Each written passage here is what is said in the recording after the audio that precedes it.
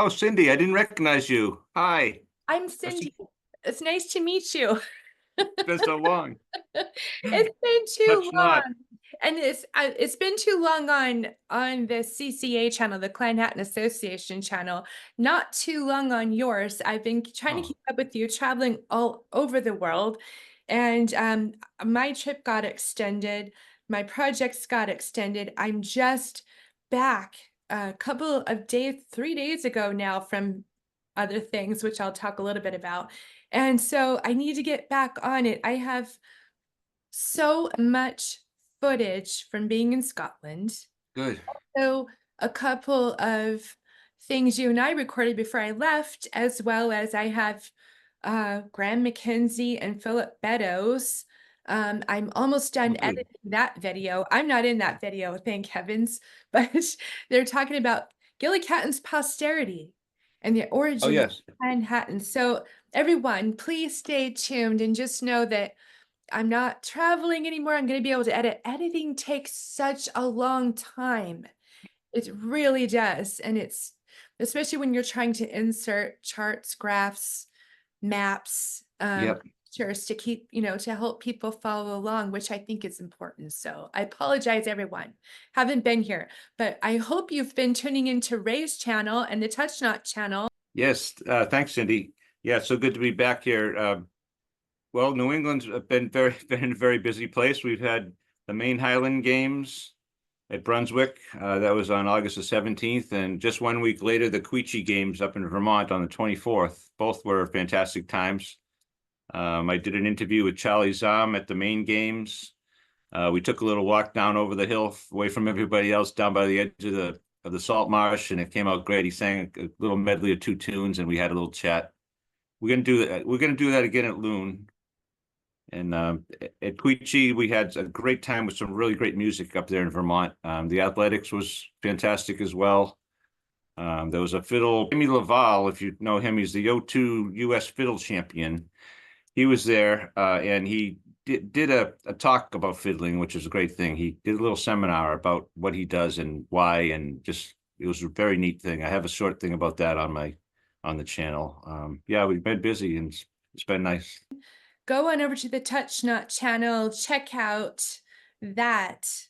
And because I'm sure it's fascinating. And then if you want to send me some pictures, Ray, I'll post them right here and I'll Sure. put the link over. So you've been enjoying the summer, doing all things Yes. Scottish.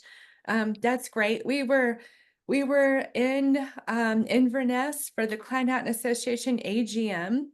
Then we Okay. were over at Moy, the Moy Country Fair.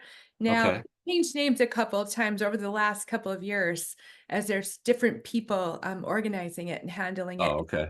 Then we went down to Newtonmore, and you might have seen that I posted a couple of just shorts with the Clan March and things going on down there. I had not Yes. been down to Newtonmore and been with the Macphersons and done that for quite some time. So Wonderful. it was really nice. We marched in the Clan March, went in and did the whiskey tasting after. Then we went and had the clan dinner.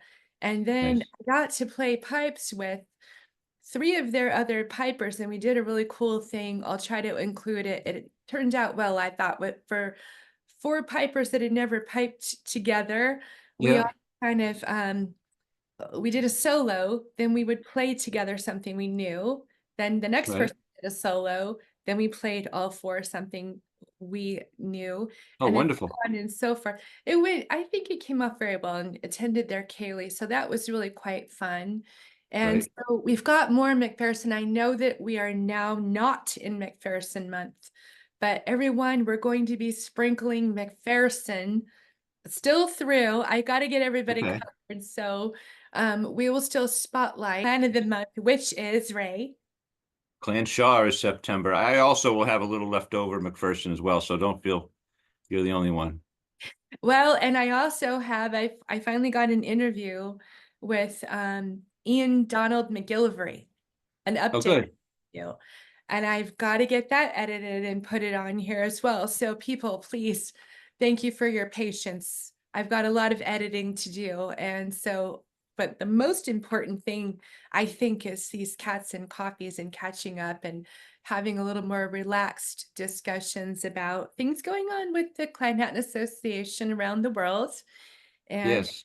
we'll have a couple more people from the Macphersons who would like to come on and talk about all things Clan Macpherson. And then I have a project next weekend.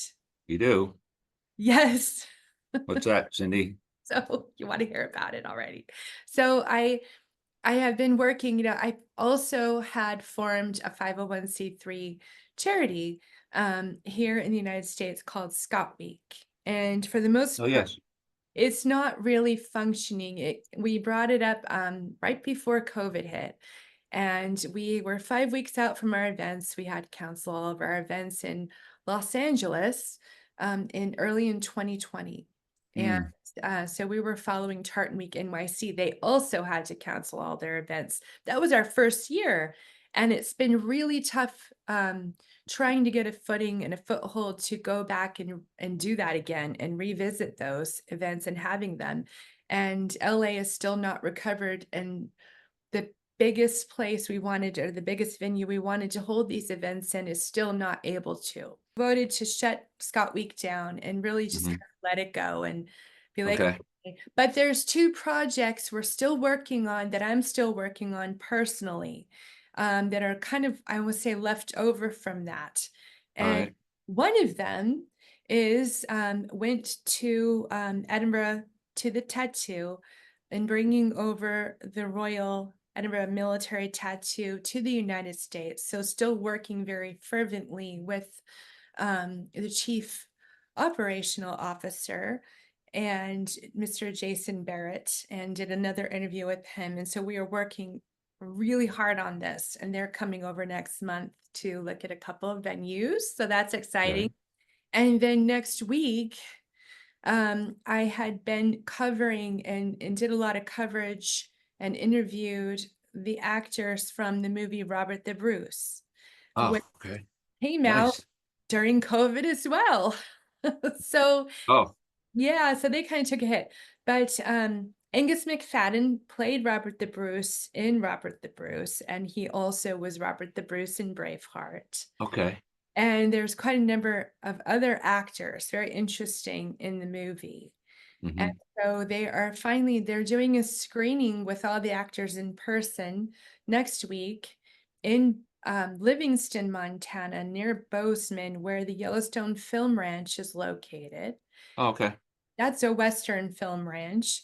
And so that's where they shot part of this movie, because they weren't able to shoot all of it in Scotland. It's for looking at using this screening, and also we're going to do a couple of screenings next year to get people excited about a new movie going to be produced by the same production company, um, called James Douglas, or it may be called the Black Douglas, a friend of Robert the Bruce, James Douglas, Absolutely. and been away from the association business, which I'm going to get back into and get the more of our videos posted. Right. Hopefully, maybe even 3 over this weekend would be nice. Yes, you're right about the Black Douglas was certainly a friend to Robert the First to the very end. I won't spoil that anyone, but to the very end Yes. Oh, of after the king's life had ended, he was still his friend for a long time, as you know. That'll come out in the movie, I'm sure. This is exciting, a very positive and really a huge spin-off. You could call it a spin-off, but it's going to be a huge story on its own. I can tell that. well, and maybe you and I can talk a little bit about, if you guys are interested, give us a comment below. I know that it's not directly associated with the Clan Chattan Association and the Clan Chattan Association clans. Sure, right, of course. A huge part of the history, and being that the Clan Chattan Association and what was the Confederation were good friends to Robert the Bruce, and there's a lot of history around that time during his life that has to do with feuds and Mhm. feuds of the Commons with the Clan Hatton Association and the Mackintoshes Right. and McBains. So if you're interested, we'll talk more about the Black Douglas and give you little tidbits of information as it comes out and as they're Great. doing the movie. And I'm going to be able to be on set for some of this. So I'm so excited. Very Oh, excited. good. Do you my friend Callie that helped me out a few times already on the with the camera and everything and with the Touch Not channel. She's my friend, my wildcat friend from the Clan Buchanan. Hmm. Callie, she's 8 years old, I believe. Um, she helped me do the what we call the clan tour at the main games. She walked around with me and said hi to all the clan people and things. And so we'll try to include a little segment about that, folks, if we can, just a little piece of it, maybe 1 or 2 tenths or something. I have something in mind that I'll send you, Cindy. I would love to put that right here so everyone can see it. And again, everybody, you need to get on over if you haven't already to the Touch Not channel. I think you have more viewers than we do, I'm which is trying to break 400. Help me break 400, oh, please. let's help the Touch Not channel break 400. We were really happy to break 300 this last month, so we're Oh, great. good.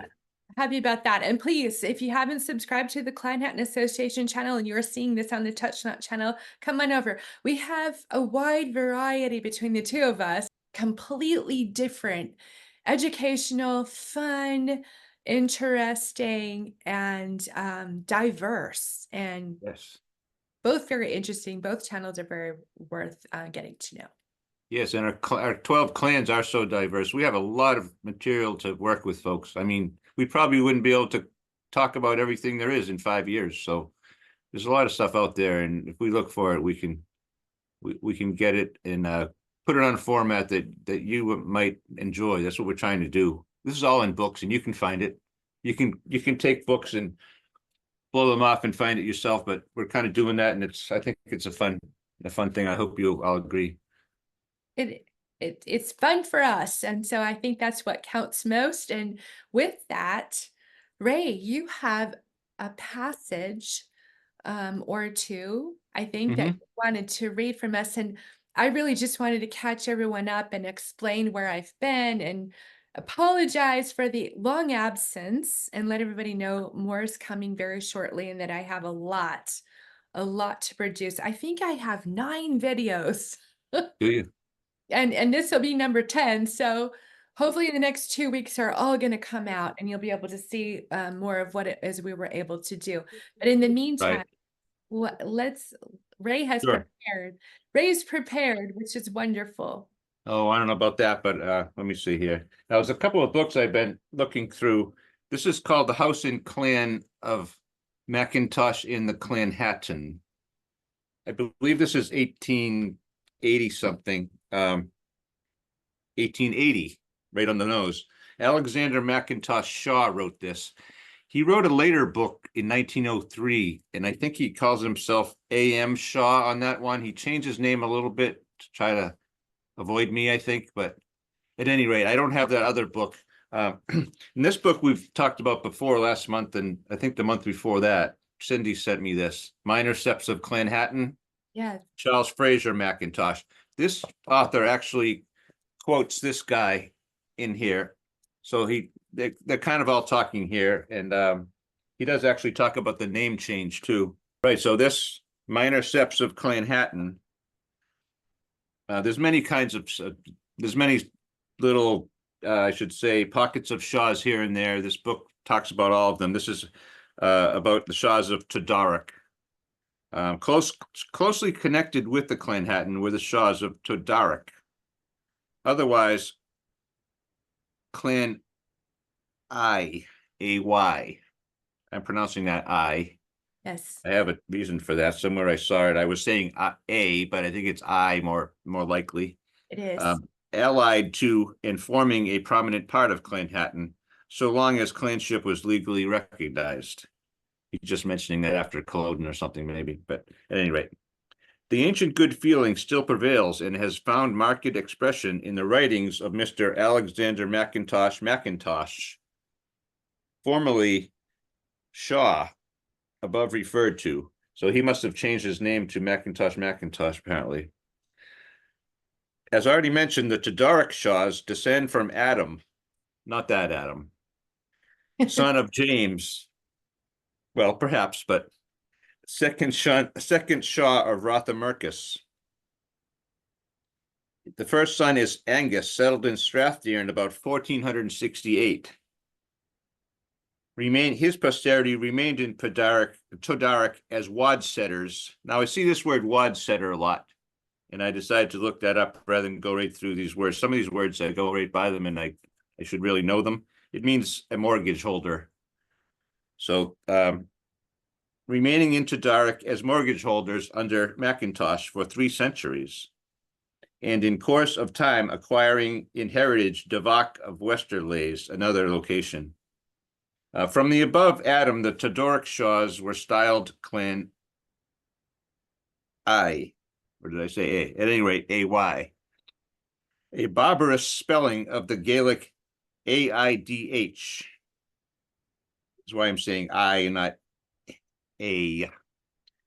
And down to and including Governor Alexander Shaw. Now he's called that because governor of Isle of Man. So he was, you know how that can be. From then on, he was called governor no matter where he was. Down south in the U.S., that happens a lot, right? Or Presidents. right, yeah. No tribe was more devoted to the chief than the Shaws of Todoric. Like you're saying, they just were them. I'm thinking, like I was reading another one of my readings. It's on the channel. And I said, the older and infirm Mackintosh chief at the North Inch of Perth in 1396 got to take the lead in the battle because he was too aged to do it. And I thought to myself, is Shaw leading Shaw's men or Mackintosh's men? But they're all the same people at this time. Shaw's are Mackintoshes. It's hard to figure that out. Now we have a list of 12, but so Shaw is very close to Mackintosh. Like you say, it's half their word. It's the second half of the word. So how close can you get, right? Well, and we will find out more information. Actually, I'm on the council with Ian Shaw, and he is going to be making his own, I think he's filming it right now, Oh, a documentary about Clan Shaw. okay. So as soon as that's ready to go, we will go ahead and share it with all of you. Oh, good. That should be very exciting because, of course, he is the one who knows all things about Clan Shaw and all of the history. And so I'm very much looking forward to that when it's completed, and hopefully it'll be completed shortly so that we can all see it and learn more about Clan Shaw and its origins and its history. Yes, it has a very complicated, I don't believe it's a very large clan, but it has a very complicated makeup of lots of different segments of it. Like when we say that clan, I'm going to say it wrong again now, that Clan I word, that just means the Clan Shah of Todoric. The Clan Shah section that reside in Todoric, designated as Todoric, is the Clan AY, not the entire Shah. It's not another name for Shah, it's another name for just part of it.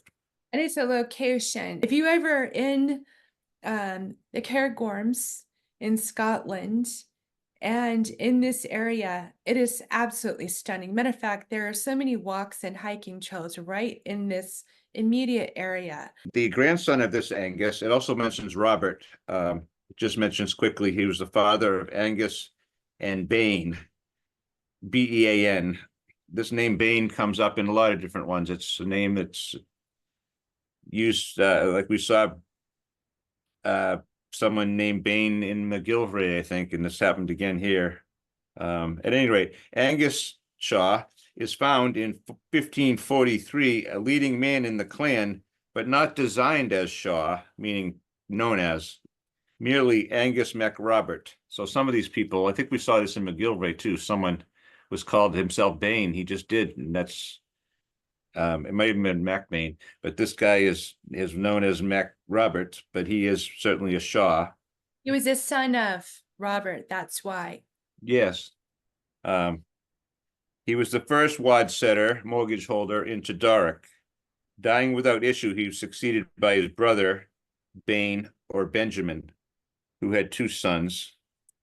One known called Adam Shaw, known as again. I MacBain, Vic Robert. I believe that Vic designation is son of as well. Because we see, have you ever seen MHIC in some of the manuscripts, Cindy? Yes. As Mick, like Mick as MHIC is a an equal to me as MAC. Yes, and it means son of. It's another, I believe it's the Gaelic, one of the Gaelic spellings of son of. So all of that means son of. Right. Right. But and here he wrote the letters VIC because he knows that MH in Gaelic is a V sound as well as BH.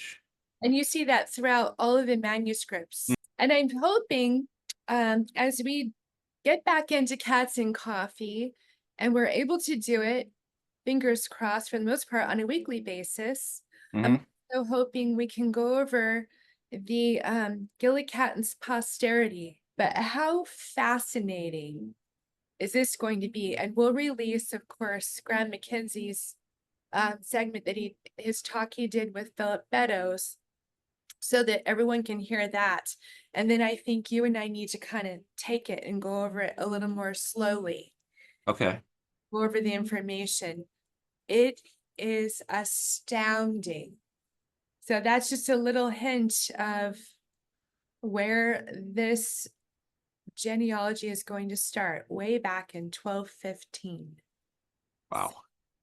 It's going to be, for me, it was kind of groundbreaking. And I had heard my father speak before, when he was alive, speak on how he knew in his readings and some of the papers he had collected that originally we came from Ireland. Right.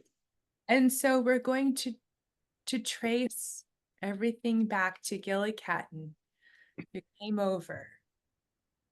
He came over from Galloway near Ulster Mm-hmm. in 1215, and the reasons why and what was going on during that period of time, and his life and his journey, as far as we've been able to trace that back and to find out more about it. So stay tuned. It's Right. fascinating. Gilly Catton was Ava's grandfather, Wow. Okay. and he had 5 offspring, of which came Clan Shaw, the Mackintoshes, the Macphersons, and the Macmillans, Mm-hmm. who also became known as Camerons. Okay. Yes. So it's a very complicated, interwoven history, but we have charts, and Graham's put together some genealogy charts to help us follow along. And so I'll post one right here so everyone can see, from Gilly Catton down to where the big clans of Clan Hatton, what was the Confederation, Yep. and Macmillans, who weren't part of that, but were originally, and then became known as Camerons. And the question of, where did the Cameron name come from? Okay. And what happened with the Camerons and why? And so it's all very fascinating to me. So I can't wait for us to talk more about that and hear more about that. And Right. This is exciting stuff, and I think there's a lot of topics we can get into a little more in depth now, especially after this year when we've, touched upon all the clans and things. Well, perhaps we can get some topics more in depth, that things that encompass a lot of the clan stories, that encompass a lot of the clans, like this one. yeah, well, and it's interesting because as we've delved more into, what a great journey.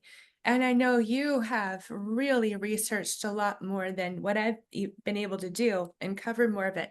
But as you get into some of the histories of these 12 clans, and we talk more about their interactions with some of the other clans, and how actually the Clan Hatton Confederation was so powerful in Scotland for such a long time and in the Highlands. I mean, they really, especially after the Lord of the Isles, they were the ones who were very dominant, if not the most dominant force in the Highlands for centuries. And because of this, there were feuds and a lot of things that happened um, that involved and embroiled the royal family of Scotland at times. And so as we delved into some of these histories with these clans, it's like, well, why would this clan be having a feud with this clan? So every time you find a new piece of the puzzle, I felt like you had to go back Oh, further. please. I know. You have to go back further and you have to Yep. go back further because Yeah. when you go back to the beginning, which is what we're attempting to do with the Gillicatton's posterity, and we look at it from up here down, Yep. it makes more sense. It flows a little bit better, right? It flows better. Like, why in the world would Yeah. Mackintoshes and Clan Hatton be feuding with these Camerons? And there are some good explanations for that. Hmm. And the ties to the Macmillans. And then, what happened? Why was the feud with the Commons? Where did the Commons come from? Why were they being backed by the King of England? So there's so many Right. questions. And so it's it's just kind of taken us this year back and back and back and back and back. Yeah. So I feel like we're back to a place where it began in the north of Scotland, where things began and the reasons why Right. Billy Catton was so important of a figure to Clan Hatton and to the Highland clans and all what became the Highlands for centuries. And so I'm very excited about it, and we're going to share it with all of you. Yeah, you're certainly right. I'm forever saying, okay, freeze frame that, Ray, and then like where the heck does all this start from? And I need to just exactly what you said. Back up, go back, find what's going on, come back to this date or time, and oh yeah, now it makes sense. And just Isn't it funny? Because it's like, yeah, we get into it, so it's like, well, why did that happen? Well, I did the thing on the Battle of the North Inch. Well, why is this person saying this? Why is this person saying that? Why is this other person making this assertion? yep.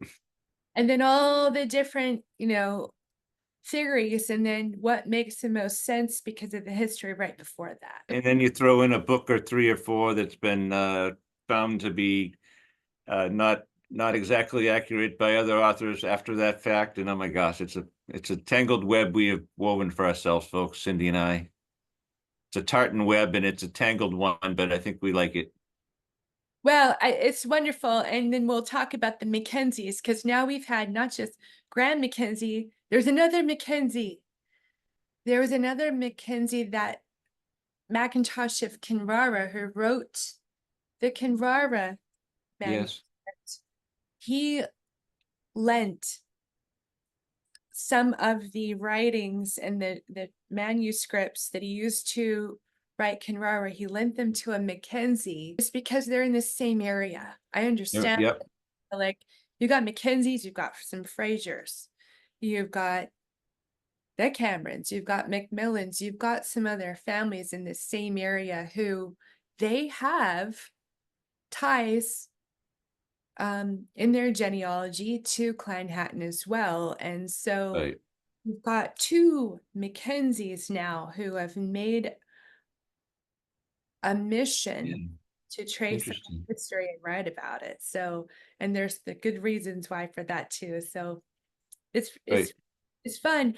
And Graham Mackenzie is very, very well qualified, and I'll put up here his qualifications and his formal education.